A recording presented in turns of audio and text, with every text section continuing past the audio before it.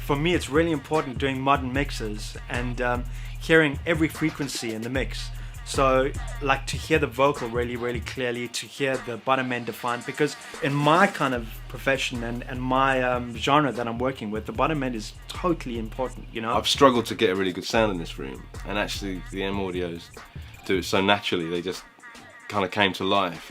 And what I noticed about them was the warmth in the bottom end and the vocal presence. It feels like the vocal's right in the middle of the spectrum, which is something that, again, I've struggled with in this room especially.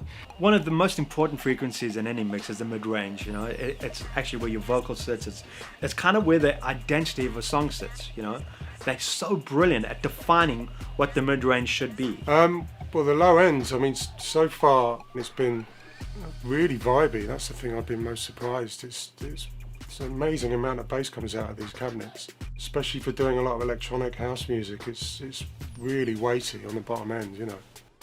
You get a lot of air and a lot of natural response from the vocals. I think it's not a harsh top end and it's not too sibilant. It just sits exactly in the spectrum where you want it to.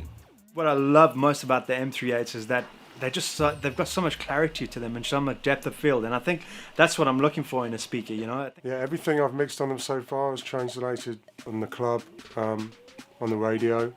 There's been a few things that we've done recently that Pete's played on the radio as well, and it sounded great. They're so brilliant at defining what the mid-range should be. You know, the mid-range for me is all where the depth of quality sits, and they kind of are transparent. They throw things back at you that you can hear immediately.